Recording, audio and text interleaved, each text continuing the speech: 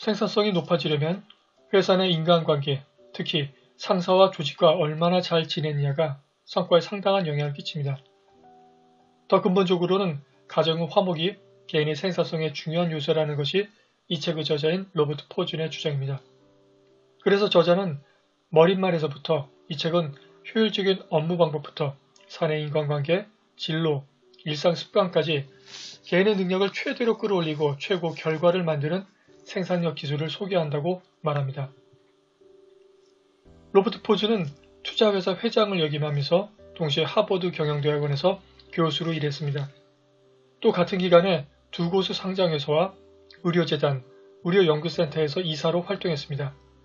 그 와중에 3권의 책을 집필했고 신문과 잡지 등의 100여 편의 기사를 기고했습니다. 이런 모든 일을 하면서도 가정에 충실했습니다. 어떻게 이것이 가능했을까요? 저자는 어려서부터 부족한 시간과의 싸움에 단련되어 왔습니다. 어려운 가정 형편에 대학 시절 내내 아르바이트와 복수 전공을 병행하면서 빠르게 읽고 쓰는 능력을 키워야 했습니다. 늘 최종 결과물에 집중하는 습관을 익혀야만 했습니다. 결국 그는 하버드를 우등생으로 졸업합니다.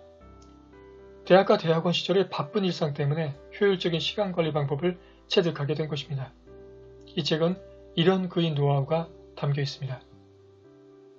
이 책은 총 5부로 구성되어 있습니다.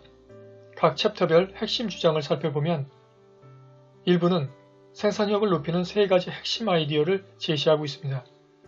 구체적인 우선순위에 따라 목표 수립, 최종 결과물에 집중, 사소한 일에 연연하지 말 것을 당부합니다.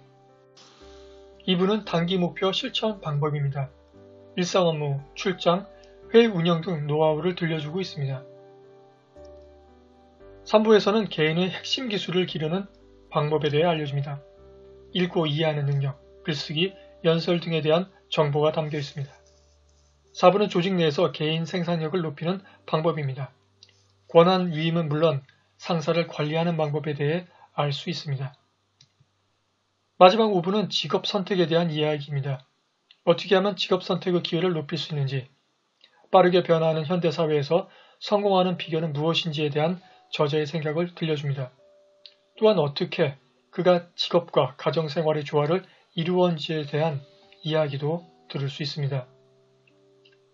이번에는 각 챕터별 인상적인 부분을 살펴보겠습니다. 내가 잘하는 것뿐만 아니라 세상이 당신에게 기대하는 것도 고려하라. 수요자 측면도 고려하는 충고인데요. 즉, 조직, 상사가 나에게 가장 기대하는 것이 무엇인지를 고민해야 한다는 의미입니다. 노력도 중요하지만 우선 방향이 맞아야 생산성을 높일 수 있다는 것입니다. 또한 저자는 우선순위가 낮은 문제까지 완벽하게 처리하려는 습관은 버리는 것이 좋다고 조언합니다. 그래야 정말 중요한 업무에 집중할 수 있기 때문입니다. 어리석은 완벽주의가 시간도 잡아먹고 결과물의 질도 떨어뜨린다는 점을 잊지 마시길 당부드립니다.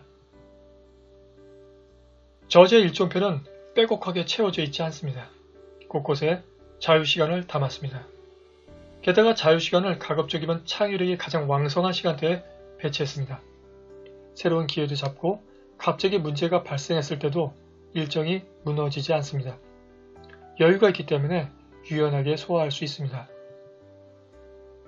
저자는 문서를 더 빨리 읽고 싶다면 더 많이 읽으려 하지 말고 더 적은 단어를 읽으려 노력하라고 말합니다. 문서를 읽는 목적에 맞는 것만 골라서 보면 된다는 설명입니다. 그래서 그는 글을 읽는 목적별로 읽기 방식을 달리합니다. 저자가 목적별로 활용하는 읽기 방식을 살펴보면 핵심 아이디어만 파악하기 위해 자세한 근거를 찾기 위해 새로운 정보의 출처를 발견하기 위해 분석 내용을 검토하기 위해 업무를 수행하기 위해로 나누어 읽습니다. 저자가 주장하는 적극적인 3단계도 바로 이런 노하우가 반영된 것이라고 볼 수 있습니다. 적극적 읽기란 적극적으로 읽으면서 빠르게 읽는 방법인데요. 첫째, 글의 구조부터 파악하고 둘째, 서론과 결론부터 읽습니다. 셋째, 문단의 첫 문장만을 빠르게 훑어봅니다. 저자의 글쓰기도 같은 부분에 중점을 두고 있습니다. 저자는 상사에 맞추면서 상사를 고객처럼 대하고 있습니다. 지휘체계를 신경 쓰는 모습에서 동양적인 사고방식과 유사한 느낌마저 듭니다. 상사의 상사를 대하는 부분에서 직속 상사를 배려하면서 신뢰를 얻는 그의 자세는 피터 드러크가 말한 대로 상사를 적절하게 관리하고 있다고 평할 만합니다.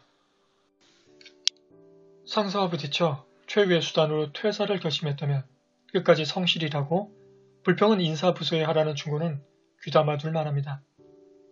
퇴사할 때 어떤 말을 하는 것이 좋을까요? 상사와 싸우거나 면접에서 솔직하게 말하는 것이 왜 어리석은 일이 되는지 저자의 말을 들어보면 이해가 갑니다. 저자는 진로를 선택할 때도 시장 수요를 간과하면 큰 낭패를 볼 수 있다고 말합니다. 직업을 선택할 때도 시장 수요를 고려하는 충고입니다. 직업에 대한 시장 수요가 있어야 돈을 벌 수 있고 이직할 때도 좀 더 유리합니다. 수요가 있어 돈이 벌려야 일할 의욕, 즉 생산성을 높일 수 있다는 이야기입니다. 책은 마지막 부분에서도 저자는 인간관계의 중요성을 다시 한번 언급하는데요. 결국 사람을 채용하는 건 회사가 아니라 알고 지내는 사람이다.